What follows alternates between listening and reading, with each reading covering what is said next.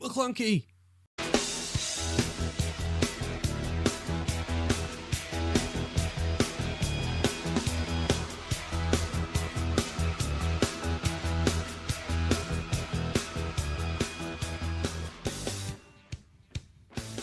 Hey, what's everyone? This is Travis with Pop Culture Rewind, and I was doing a quick short video here giving you my first impressions of the Disney Plus app.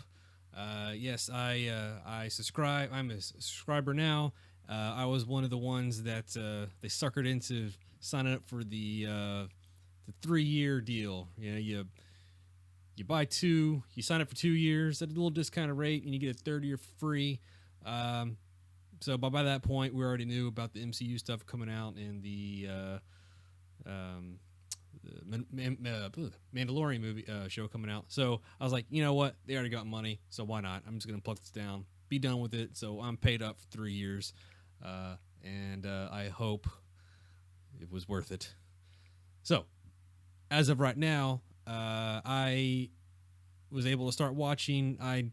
Debuted on this past Tuesday, so Monday night around 11:45. I started searching around on my phone and on the PS4 to see if the apps were popping up, because I kind of wanted to get a head start. I was afraid that if everybody waited till the actual launch day, servers would be crashing, nothing would be running right, you couldn't download the apps, things like that. So I was gonna try to avoid all that. So I was lucky enough, and I did actually get the app on my phone a little before midnight right before Tuesday. So and then after midnight, I think that's when I was able to get the app for the PS4. So so far, it installed smoothly. I was able to sign right in, and I think right there I was able to, just on my phone, I clicked on Mandalorian because that was the first thing that I saw in there. So, but it played up right away, and I'll get to that here in just a second. The overall presentation, I think a lot of people are comparing it to Netflix, obviously, because Netflix, everybody, when you see streaming, Netflix has a pretty good format or presentation of layout of how everything is presented. I really enjoy the way so far everything is presented. I like how they have the different categories broken down. Like you have your Disney, Marvel, Star Wars, National Geographic, and what's the other one I'm thinking? Kids, I think. Obviously, I don't go on that one, but it's cool that you can click on those, or you can tab on those, and you have all just dedicated movies, TV shows just for that. I have noticed. Sorry, there's some. I hope this isn't coming up. But there's some barking dogs across, next door. Get on my nerves here. But anyway, so far as streaming goes, I was streaming on day one. I didn't have any real major issues with streaming. I think I watched like one show out of like 4 or 5 different shows, and that kind of froze on me, and I got the little loading sign, and I just had to get out. But it did remember where I left off at, and I was able to go back in there. But that was like really the only issue I've really had. There was a couple of times on a launch day that I was trying to sign in, and it just said server, temporarily down, whatever. But I would try back like 5 or 10 minutes later, and it was up and running just fine. So I know there are some people that have saying they've been having issues, technical issues with either the streaming part of it or just getting on, or whatever the case would be.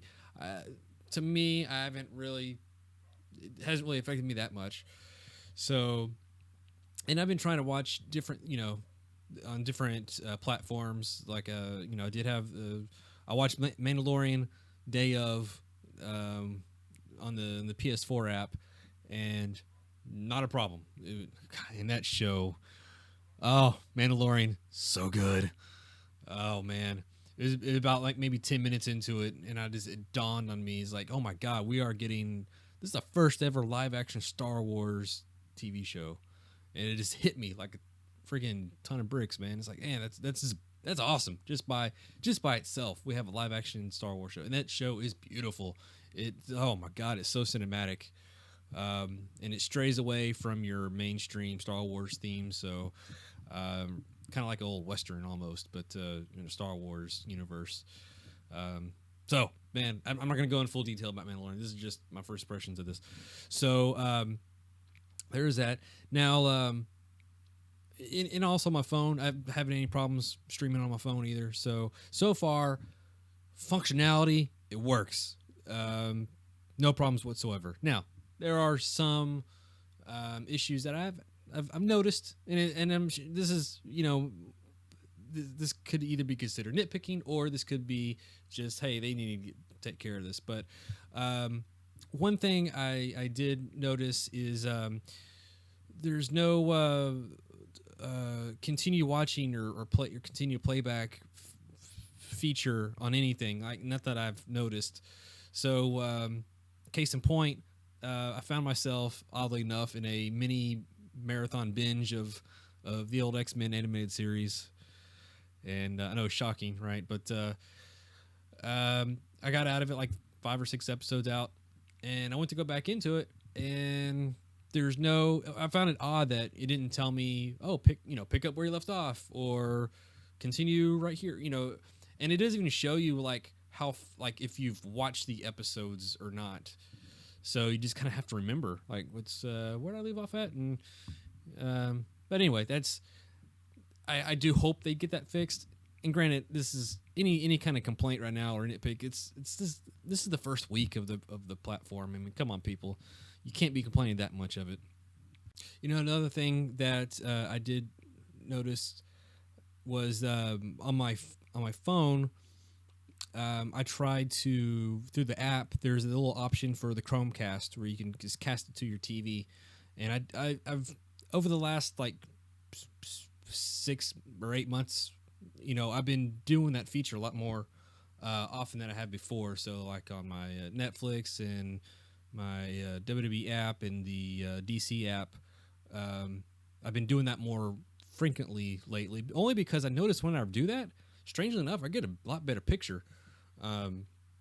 So when I saw that option, when I started up The Mandalorian, I did Chromecast, and it recognized my TV. It said cast to whatever, and so I clicked on it, and I got the error message that my TV wasn't recognized. And then I found out later on, I did do some research on it, and Vizio TVs, that's what I have, Vizio, it does not recognize it for right now. So, and I remember when I got the DC app, it was like that too originally, and it took maybe a couple months before they got that up and running.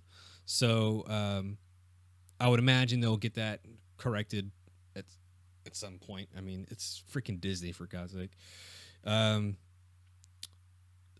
So those are just a couple of my nitpicks, really. I mean, overall, the content is just ridiculous about how much stuff they have on there. I've been watching some old show. I popped in, your, of course, X-Men, and then the Gargoyles TV, the cartoon, and then some other old 80s cartoons and stuff. Man, it's just amazing how much some of this animation holds up over time. It's just, they were so good animation wise, the quality of all that stuff.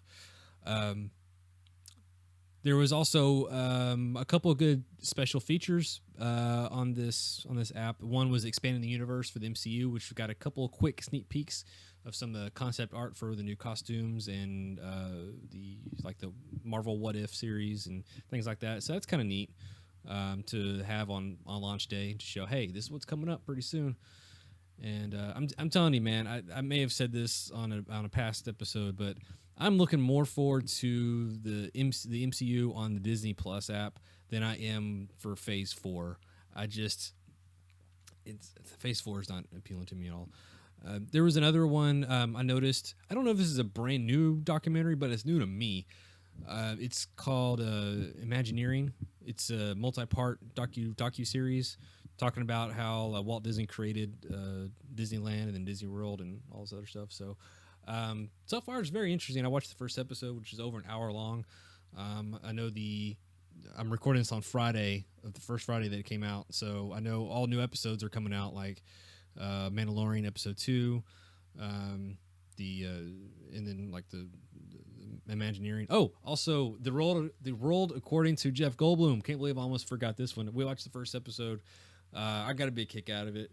It's very entertaining, but to be fair, I think you do have to be a big fan of Jeff Goldblum to appreciate it, because he's just got that added. He's that personality. I don't know how you can not like Jeff Goldblum, but you do have to be a big fan of his. So, that's. I'm trying to think anything else. So far, everything's been running smooth for me. I know there's some people complaining online. For The Simpsons, the Michael Jackson Lisa's birthday episode is missing, is omitted from the collection. But to be fair, I believe there was some kind of not lawsuit, but something about them not wanting to include that because of Michael Jackson in the series. But it's just one episode. Whatever, you got 32, 33 other seasons to choose from.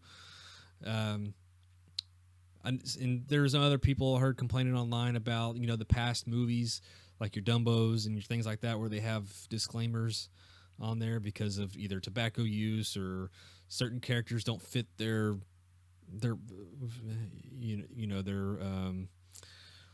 model right now of what they believe, their beliefs right now. But it's not really a disclaimer. It's really just in the top right hand corner where you see the rating, and it just says what it's rated for, and in there it says what's in here. Like case in point, I clicked on Dumbo just to see what people are talking about. And top left hand corner, very small, it says G, and then underneath it says tobacco use or something. It's very minute. It's not even worth. I was just kind of surprised that kind of got picked up as far as people complaining about it, but people are. It's just funny. Another thing. I will say this was one thing that did. It's kind of confusing because not everything is located where you think you would be. I had to. There's a few things I had to search around for to actually find it. Because you have your category movies and you think something would be in that category and it's not, and you have to go back to either you can go to the movie section of TV series and go to your A through Z and get all of it, or you can do the search, which the search is pretty good. I mean, it actually recognizes what you're and everything related to what you're searching for. So stuff like that. In any kind of software like this or streaming service like this, it's going to take some time to get all the kinks out. But as of right now, man, I'm just nitpicking about some of the things. But like, say for example, on X-Men the animated series and the Spider-Man 90s series, that one's kind of weird because on those, I'm sure there's other series like this, but those are the two I recognize where there's episodes that are out of order that they have. It's a little bit more noticeable on the Spider-Man series because, as you may be aware, if you've seen that show, most of the seasons had like to be continued, and it was like a name of the arc, and then it said part 1 or chapter 1, chapter 2. So you see those out of order. Obviously, something's not right. And then X-Men had a couple of the Phoenix Saga, the Dark Phoenix Saga episodes, kind of swapped out of order too. But again, you have them now at your disposal on your phone or on the TV or whatever the case may be. And man, I think I said this before, man. It's like we have an embarrassment of riches right now, and this is, for $7 a month.